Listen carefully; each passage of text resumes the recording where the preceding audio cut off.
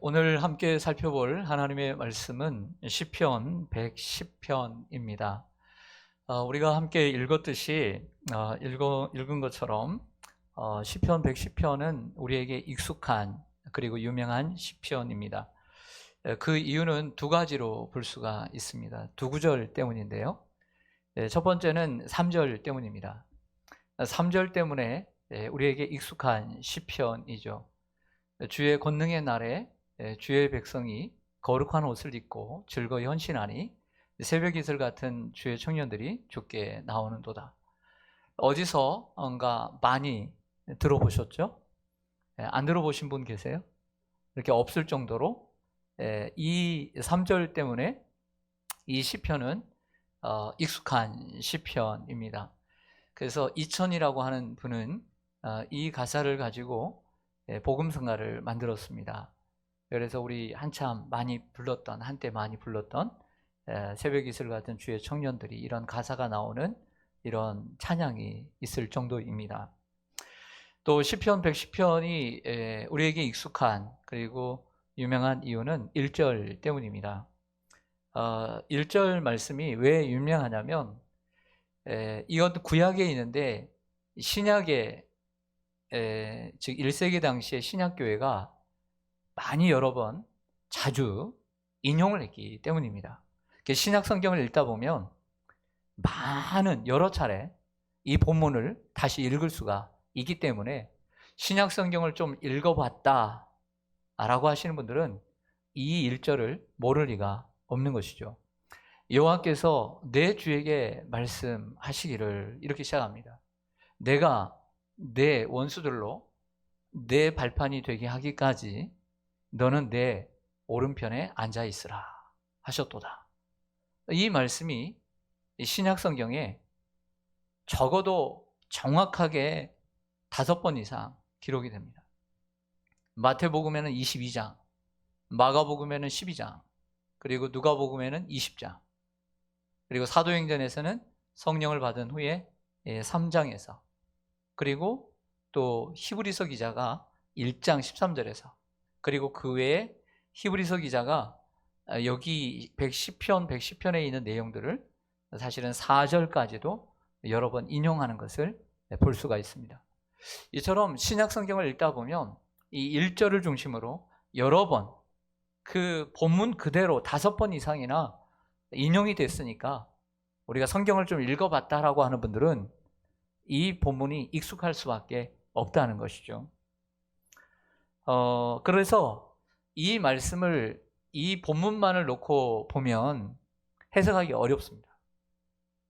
예를 들어서 신약 성경이 없고 구약 성경만 주어졌다고 했을 때 이 본문을 제대로 해석하기가 어려운 본문이에요. 그런데 왜 쉬운 본문이 될 수 있었느냐? 그것은 마태복음, 마가복음, 누가복음, 그리고 사도행전 히브리서가 기자가 이 본문을 인용할 때 그 앞뒤 문맥을 보면 이 본문을 왜 인용했는지를 알게 되죠. 그렇기 때문에 신약의 해석을 통해서 이 시편 110편의 해석이 쉬워지고 그리고 그 해석을 따라 해석을 하면 내용이 이해가 쉽다는 것입니다. 시편 110편은 한마디로 하나님의 통치가 메시아를 통해서 성취될 것을 예언한 시편입니다. 그래서 시편 중에는 시들을 나누는데 그 가운데 메시아 시편이라고 할 수 있어요. 시편 2편과 같이. 그리고 이 시편을 우리가 읽을 때 저자를 염두에 둬야 합니다. 저자가 누구인지를 염두에 두지 않으면 오해가 발생하기 때문이죠. 여러분들 110편의 저자가 누구죠? 성경을 보십시오. 누구예요? 다윗이라고 되어 있죠. 다윗. 1절은 누가 누구에게 한 얘기일까요? 여러분들 한번 보세요. 여호와께서 내 주에게 말씀하시기를 이렇게 말하고 있습니다. 그러면 지금 대상이 하나님 여호와가 있고 내 주에게 말씀하셨습니다. 근데 이 글을 누가 쓰고 있습니까? 다윗이 그러면 이 둘 중에 포함이 됩니까? 제3자입니까? 그렇죠. 3자인 거죠. 여호와께서 내 주에게, 다윗이 하나님을 여호와로 부르고 내 주는 내 주라고 부르고 있는 거죠. 그러면 여기 내 주는 누구인가? 바로 메시아 그리스도를 나타내는 것이죠. 그래서 여기에 다윗은 들어가 있지는 않지만 저자인 거예요. 여호와께서 내 주에게 말씀하시기를 내가 내 원수들로 내 발판이 되기까지 너는 내 우편에 앉아 있으라. 이렇게 말씀을 하고 있는 거죠. 근데 생각해 보세요. 다윗은 왕입니다. 다윗이 내 주라고 부를 수 있는 분이 누구였나 이거죠. 그래서 이 5구절 가운데 신약의 한 구절을 통해서 오늘 본문을 정확하게 해석을 하고 넘어가기를 원합니다. 그래서 마태복음 22장을 찾아보겠습니다. 마태복음 22장 41절부터 보겠습니다. 38쪽입니다.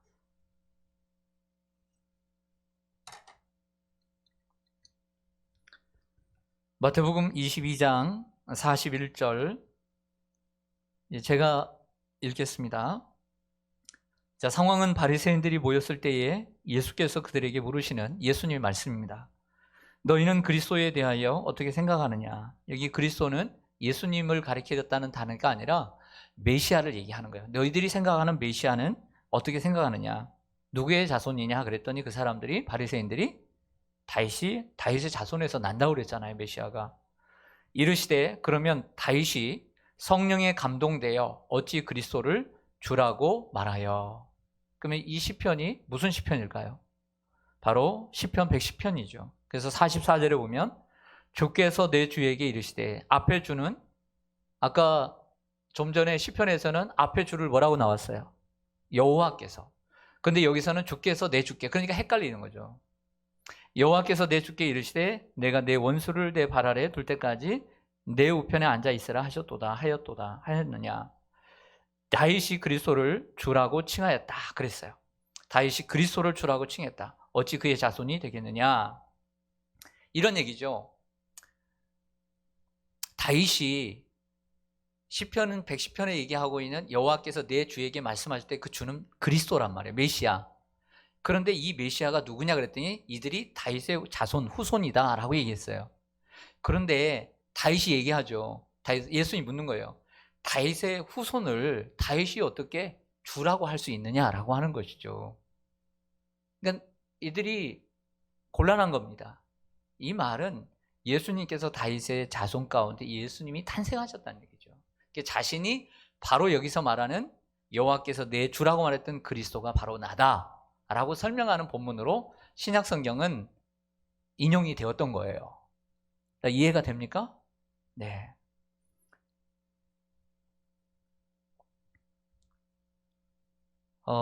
신약 성경에서는 여기에 여호와께서 내 주에게 말씀하시기를, 이 주가 그리스도인데 그분이 바로 예수님이라는 것을 설명하기 위해서. 하지만 제가 좀 전에 읽었던 마태복음 22장 41절에 보면 바리새인들이 모여 있을 때 얘기를 했잖아요.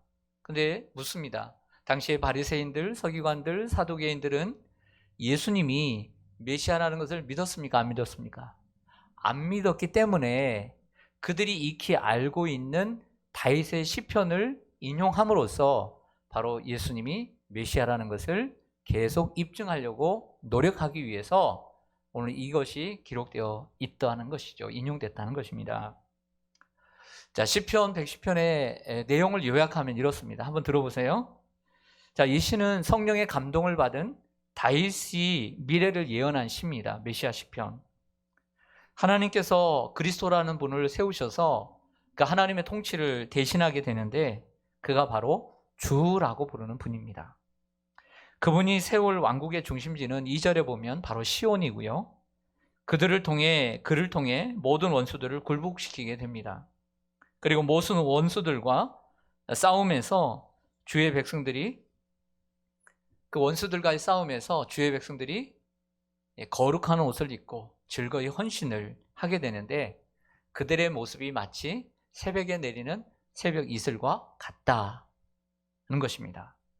그리고 새벽 이슬처럼 나타났다가 자기의 역할을 다하고 사라지지만 그들을 통해서 아침은 더욱더 찬란한 아침이 오게 된다. 이런 시편이에요. 네, 이렇게 쉽게 얘기할 수가 있을까요? 네, 여러분들은 얘기 그렇게 어려운가? 네, 너무 쉽게 얘기해서 저는 말씀을 드리지만 어려운 걸 어렵게 얘기를 못합니다. 그런 재능이 없어요. 그러나 어려운 걸 쉽게 얘기하는 재능이 있어요. 저는 그냥 복잡한 걸 싫어해요. 남들이 못 알아듣는 얘기를 왜 합니까? 그래서 저는 복잡한 걸 간단하게 얘기하는 은사는 있는 것 같아요. 그러나 뭐 복잡하게 얘기하는 은사는 없어요. 네. 자, 1절로 가보겠습니다. 여호와께서 내 주에게 말씀하셨습니다. 내가 내 원수들로 내 발판이 되게 하기까지 너는 내 오른쪽에 앉아 있으라. 이게 무슨 얘기냐면 이 말씀은 예수 그리스도께서 십자가에 죽으시고 또 부활하심으로 원수를 이기고 또 승천하셔서 하나님 보좌 우편에 메시아로 등극하심을 말씀하고 있는 내용입니다. 저를 잠깐 보시죠. 우리 예수님은 본래 하나님의 본체이시고 하나님의 아들이시지만 하나님께서 이 세상을 통치하기 위해서 하나님의 뜻 가운데 통치하기 위해서 계획이 있었어요. 근데 그 계획을 이루기 위해서는 죄 없는 인간이 피를 흘려 인간을 구속해야 되는데 하나님의 아들이신 예수님이 인간의 모습으로 이 땅에 오셔서 그것도 예루살렘이라고 하는 곳이 아니라 베들레헴이라고 하는 곳에 그것도 마국간에 짐승이 태어나는 곳에 탄생을 하셨어요. 그리고 이름 없는 갈릴리라는 동네에서 성장을 하셨습니다. 그리고 결국에는 십자가에 못 박혀 죽으시고 그리고 무덤까지 내려가셨어요. 무덤에 3일 동안이나 내려가셨습니다. 그리고 3일 만에 다시 부활하셔서 그리고 이 땅에 계시다가 승천하시고 하나님 보좌 우편에, 보좌 우편이라고 하는 것은 오른쪽이라는 것은 단순히 오른쪽을 얘기하는 것이 아니라 보좌의 중심을 얘기하는 거예요. 중심. 거기에 앉게 되었습니다. 우리 예수님은 높아지시기 전에 낮아지셨습니다. 그리고 우리를 살리기 위해서 몸소 자신의 목숨을 내어주셨죠. 그래서 여러분, 섬김의 복음서라고 하면 독수리도 아니고 인간의 복음도 아니고 소의 복음이라고 하는 복음서가 있습니다. 뭐죠? 소의 복음. 말 그대로 짐승을 얘기합니다. 네, 종의 복음. 마가복음입니다. 마가복음. 마태, 마가, 누가, 요한 다 특징이 있죠. 네. 사자복음은 마태복음이에요. 마가복음은 종의 복음이고 소의 복음이고 누가복음은 인간의 복음이고 그리고 요한복음은 위에서부터 시작된 독수리 복음이죠. 제가 이거 설교 처음 한 게 아닌데 예, 여러 번 했습니다. 근데 종의 복음을 보면 왜 그러냐면 마가복음은 예수님의 모습 가운데 종의 모습을 많이 들추어내기 때문에 그런 거예요. 그래서 마가복음 10장에 보면 잘 아시는 대로 누군가에 으뜸이 되고자 하는 자는 낮아져야 된다라고 말씀하시면서 마가복음 10장 45절에 인자가 온 것은 섬김을 받으려 함이 아니라 도리어 섬기려 하고 자기 목숨을 많은 사람의 대속물로 주려 함이라 라는 말씀이 있습니다. 제자들은 서로 높아지려고 하죠. 예수님을 오해하고 왕이 되시면 보좌 우편과 좌편에 그 왕의 우편에 좌우편에 앉혀달라고 하는 엄마도 있었습니다. 예수님은 진정한 그리스도가 되기 위해서 낮아지셔야 했고 죽어야 했고 그리고 다시 회복이 되었던 것이죠. 자, 3절 말씀을 좀 보실까요? 3절 말씀은 그렇게 어렵지가 않습니다. 같이 한번 읽어보겠습니다. 시작. 주의 권능의 날에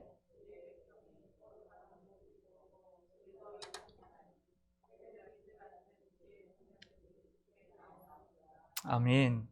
자, 오늘 이 말씀은 좀 외우고 집에 가겠습니다. 한번 저를 보시고 그냥 따라서 천천히 생각해 보세요. 주의 권능의 날에 한번 따라서 해보세요. 주의 권능의 날에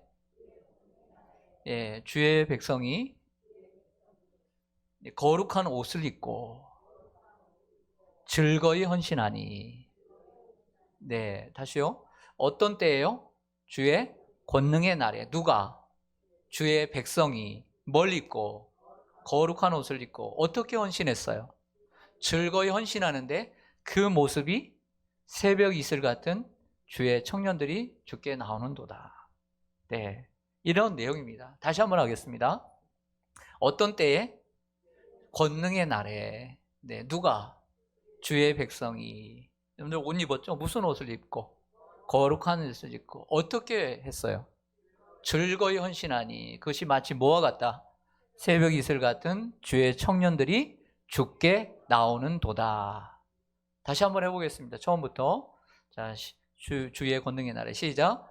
주의 권능의 날에 주의 백성이 거룩한 옷을 입고 헌신하니 새벽 이슬 같은 주의 청년들이 주께 나오는 도다. 네, 성경 구절까지 한번 읽어볼까요? 시편 110편 3절 말씀. 네, 여러분들 오늘 집에 못 간다. 큰일 났네. 생각했죠? 네, 나갈 때 부목사님들이 다 체크할 것 같은데. 네, 조금 이따 또 하겠습니다. 예, 하면 또 일주일간 가는 거예요. 그리고 여러분들 치매를 예방할 수가 있는 거죠. 예, 제가 새벽에 화요일 날 새벽 기도를 인도하는데 제가 이제 홈페이지도 제가 썼는데 제가 집에 가서 혼났어요. 제가 그날 너무 잠이 안 와가지고 또 잠이 너무 깨가지고 제가 구구단을 평소 잘 외우거든요. 근데 욥기가 42장인데 일주일에 우리가 5번씩 하니까 오래 할 것이다 그래가지고 자신 있게 5단을 딱 외우는데 그날 잠이 모자랐어요. 5일은 5 뭐 하다가 집에 가서 들었더니 5, 3, 35라고 그랬대요. 사실 애들도 구구단이 제일 쉬운 게 어떤 단이에요? 2단하고 5단이잖아요. 그래서 집에 가서 생각해 보니까 5, 20, 5, 4, 20, 5, 6, 30, 5, 8, 40. 8주면 이게 되잖아요. 잠을 못 자니까 5, 3은 35 그랬답니다. 기가 막히죠. 예, 저 구구단 할 수 압니다. 네, 믿거나 말거나. 네, 여러분들 이렇게 자주 외우면 여러분들 그래서 제가 여러분들에게 치매 걸리지 않도록 하라고 그랬는데 구구단을 외우자고 그랬는데 제가 치매인 줄 알았어요. 구구단도 못 외우고. 자, 오늘 제가 이 3절을 가지고 이제 설교를 남은 시간을 정리하려고 합니다. 먼저 여러분들이 알았으니까 첫 번째 소절부터 해보겠습니다. 첫 번째 언제요? 권능의 날에. 주의 권능의 날이라고 하는 해석은 참 분분합니다. 주의 권능의 날에 이게 뭘까? 주님이 권능을 가지고 오시는 날에, 아니면 주님이 다스리시는 때에, 아니면 이사야 9장 7절의 말처럼 공평과 정의로 다스리시는 때라고 말할 수 있는데, 만약 메시아가 오실 때, 아니면 메시아로 등극하실 때 정리를 해보면 이렇게 나눌 수 있어요. 첫 번째는 주의 권능의 날이라고 하는 것은 예수님이 이 땅에 성육신 하실 때, 아기가 이 땅에 태어났을 때 평강의 왕으로 오시는 그때, 이사야 9장 6절의 말처럼 한 아기가 우리에게 낳고 라고 하잖아요. 이게 권능의 날이죠. 또 곰곰이 생각해 보면 예수님이 십자가에 죽으시고 부활하셔서 사망의 권세를 땅 깨고 승리하신 그날이라고 할 수가 있어요. 사단의 권세, 사람의 권세, 사망의 권세를 다 이기고 승리하신 그날이라고 볼 수도 있겠고요. 아니면 승천하시고 하나님 보좌 우편에 딱 앉으셨을 때 그날을 권능의 날이라고 말할 수도 있고요. 또 예수님께서 약속하신 대로 내가 가면 하나님께서 너희에게 보혜사를 보내줄 텐데 그 보혜사 성령이 오실 때, 오순절 성령이 사도행전 2장 1절에 오순절날에 성령이 불처럼 바람처럼 임하는 날, 그 성령 강림이 권능의 날일 수 있고요. 또는 예수님께서 하나님 보좌 우편에 앉아 계시지만 마지막 때 예수님이 재림하실 때까지 이 성령의 시대, 지금의 시대를 권능의 날에라고 해석할 수가 있다. 그래서 다양한 해석이 가능하다고 봅니다.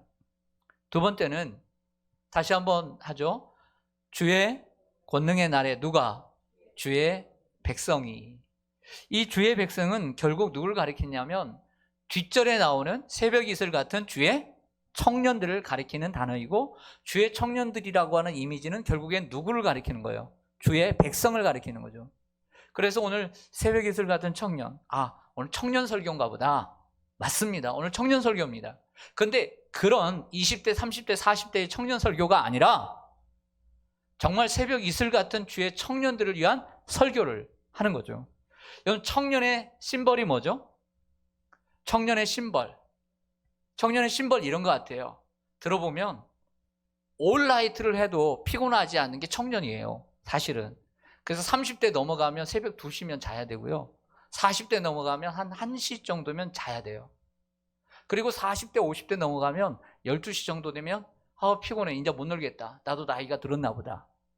이게 체력적인 문제가 생겨요. 주일날 같은 경우 우리 아들부터 우리 청년들을 보면 아침에 2부부터 시작을 해서 쭉 나오는데, 그리고 난 다음에 스터디 카페 가서 공부하고 10시 넘어서 옵니다. 그렇게 할 수 있는 건 뭐냐면 청년이 이 스태미너가 있기 때문에 그런 거예요. 근데 지금은 우리가 일하는 시간이 많지가 않아요. 많으면 체력적으로 되게 청년인 거예요. 맞죠? 청년의 때는요, 여러분들도 그렇게 살았어요. 아침부터 새벽부터 저녁까지 주회를 하고 저녁 예배까지 다 해도 피곤하지 않은데, 요즘은 오전 예배만 드리고 왔는데도 아이고 피곤해 하고 점심 먹고 자야 돼요. 네. 그런데 그런 젊은 청년이 아니라 중요한 게 있어요. 그것은 열정이에요. 열정이 있느냐 없느냐. 아무리 나이가 20대라도 열정이 없으면 청년이 아니에요. 예를 들면 갈렙이라는 사람이 있었습니다. 갈렙은 주전 1446년에 출애굽을 할 때 당시 모세가 80세일 때 40세였습니다. 젊은이죠. 그런데 1년이 채 지나지 않아서 각 지파에 한 사람씩 젊은이들을 파견을 보냈는데, 정탐을 보냈는데 유다 지파의 대표로 갈렙이 가게 된 거예요.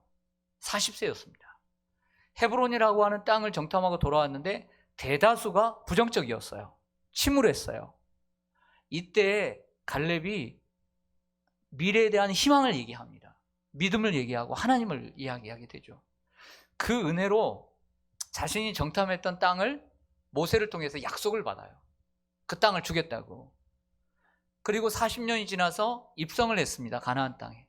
모세는 죽었습니다. 그러나 동료였던 여호수아가 살아있었고, 그리고 그 땅을 정복하고 5년이 지났습니다. 45년이 지나서 여러분들 여호수아 14장에 보면 자기의 나이가 85세가 되었던 것이죠. 할아버지가 됐습니다.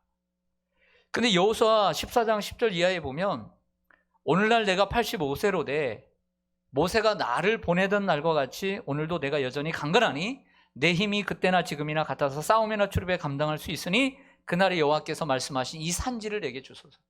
헤브론이라고 하는 땅이 좋은 평지도 아니고 산지였어요. 산지. 부산에 가니까 동서대학교라고 있는데 정말 그 산 꼭대기에 있더라고요. 그 하신 분들이 처음에 그 땅을, 그 비싼 땅을 가지고 있다가 싼 땅, 큰 땅을 얻고 또 얻고 해서 그 돌을 다 줄여가지고 그렇게 대학을 만들었더라고요. 누가 청년입니까? 갈렙과 같은 마음이 있고 에너지가 있는 사람, 열정이 있는 사람이 청년인 거예요. 오늘 여러분들이 나이가 들었다고 해서 청년이 아닌 게 아니에요. 열정이 있어야 돼요. 하나님에 대한 비전과 열의가 있어야 돼요. 이런 사람이 청년인 거예요. 1793년에 윌리엄 캐리가 32세 때 이야기입니다. 그는 인도에 있는 영혼 구원에 보탬이 되고자 인도 선교사로 갈 것을 결단했습니다. 그 당시만 해도 인도 선교에 사람들이 갔지만 인도의 열매는, 어떤 성과는 미미했습니다. 어느 날 윌리엄 캐리는 목사님들이 모여있는 자리에서 해외 선교에 대한 그의 원대한 계획을 열심히 설명했습니다. 그러자 한 원로 목사님이 일어나 이렇게 얘기합니다. 듣기 싫었나 봅니다. 이복의 젊은이, 그만 열 내리고 자리에 앉게나. 만약 하나님이 이방인들을 개종시키려고 한다면 자네나 우리 도움 없이도 얼마든지 하실 수 있을 걸세. 이분은 잘못된 신학적인 계산을 하고 있는 거야. 하나님은 언제나 하나님의 사람들을 통해서 일하십니다. 그러나 윌리엄 캐리는 포기하지 않고 선교를 위해 즐거이 평생을 헌신했습니다. 그래서 그의 닉네임이 뭐냐면 인도 선교의 아버지가 되었습니다. 많은 인도의 언어들을 통해 그가 성경을 번역하고 많은 사람들이 복음을 접할 수 있도록 했던 것이죠. 자, 누가 청년입니까? 많은 사람들이 다 안 된다, 그건 안 된다라고 말할 때 된다라고 할 수 있는 사람, 그 사람이 청년인 것입니다. 교회 안에도 보면 이 원로 목사님과 같은 고정된 생각을 가지고 있는 분들이 많습니다. 그 중에 저도 예일 수 없습니다. 그러나 고정된 생각을 버리고 능동적이고 창조적인 생각을 가지고 일을 해 나가는 사람, 이런 사람이 청년인 것입니다. 여러분들은 늙었습니까? 청년입니까? 1925년에 미 공군에서 존 맥크레디라고 하는 대령이 있었습니다. 항공 기술이 점점 발전하다 보니까 이 비행기가 점점 더 높이 올라가게 되었습니다. 점점 더 높이 올라가다 보니까 태양과 더 가까워진 거예요. 그래서 태양의 직접적인 빛이, 그리고 그 많은 구름들이 반사되는 그 빛들로 조종사들이 두통과 그리고 구토감을 느끼며 호소를 하게 됐습니다. 그래서 이 대령이 이 바슈룸이라고 하는 회사에다가 이 조종사용 선글라스를 만들어 달라고 요청을 했고, 이 연구를 통해서 1939년에 바슈룸 회사에서 지금의 선글라스를 만들어냈다고 합니다. 그래서 처음에는 빛을 차단하는 안경이라고 하는 그런 이름을 따서 레이밴드 글래시스라고 이름을 붙였는데, 결국에 나중에는 이것이 상표가 되고 말았습니다. 레이밴이라고요. 우리나라는 군인들에게 선글라스를 군인들이 선글라스 이렇게 낄 수 있을까요, 없을까요? 네, 그런 군인들 많이 안 봤죠. 그 중에 볼 수 있다면 MP라고 하는 키 크고 헌병들이 무섭게 생겨가지고 선글라스 다 끼고 합니다. 가끔 그 유격을 받으러 가면 그 교관들이 선글라스를 가끔씩 낍니다. 아니면 여러분들 판문점에 그 멋진 병사들이 선글라스 낀 거 보시지 않았어요? 그래서 우리나라는 과거에는 이 판문점에 근무하는 사람들이나 외국에 파견을 간 사람들에게만 선글라스를 쓰게 했다는 겁니다. 그런데 그 예편한 고성균 장군이 대령 시절에 육군본부, 저 대전에 있는 육군본부에 인사 근무 과장으로 있을 때 이 일을 가능하게 했다는 이야기를 들었습니다. 그러니까 운전하는 운전병들이 이 무더운 여름에 운전을 해보세요. 그러면 햇빛이 운전이 이렇게 운전하기 힘들잖아요. 피로감이 빨리 오고 안전사고의 위험이 있다는 이렇게 건의가 들어왔다고 그래요. 그래서 그 고민을 하고 있던 자의 전방에 있던 어떤 사단장님이 이 고대령한테 얘기를 했다는 거죠. 야, 우리 사단에 이런 일들이 있는데 좀 선글라스를 좀 끼게 해달라. 특별히 다 끼게 해달라는 것이 아니라 운전병하고 그 다음에 초소에서 근무하는 사람들에게 좀 끼게 해달라. 그랬더니 이제 자기는 일단은 1년은 자기가 어떤 이렇게 그 자금을 운영을 해가지고 사가지고 이렇게 배달을 해주고 이렇게 공수를 해줬다고 얘기를 합니다. 그런데 사실은 육군본부에서 이렇게 이제 이게 쉬운 일이 아니잖아요. 전군에다가 이렇게 하려면 돈도 많이 들고 또 과정이라는 게 있잖아요. 이게 고대령이 혼자 마음 먹는다고 되는 게 아니라 위에 있는 사람들이 사인을 해주고 허락을 해줘야 이런 것도 되는 거잖아요. 어떻게 보면 이렇게 생각할 수 있잖아요. 아이고 참, 군인이 선글라스를 껴? 그럼 되겠어? 이렇게 생각할 수 있잖아요. 그렇지 않겠어요? 네. 뭐 장교들만 낀다든지 그러면 몰라도 뭐 군사들이 끼나. 그런데 설득하고 또 이유를 이야기하고 이렇게 설득했더니 정말 나중에는 어렵게 해서 이제 육군 쪽에 이제 예산이 편성되고, 특별히 모든 사람이 끼는 게 아니라 운전병, 초소에서 근무하는 사람들 뛸 수 있도록 했다는 것입니다. 과거의 관념보다는, 고정관념보다는 실제적이고 효율을 위해 바꿔가는 것, 이러한 어떤 노력들이 필요한 거죠. 이게 바로 청년이라고 할 수가 있습니다. 청년. 다시 한번 회복 1장 3절 110편 3절 같이 읽겠습니다. 언제요? 주의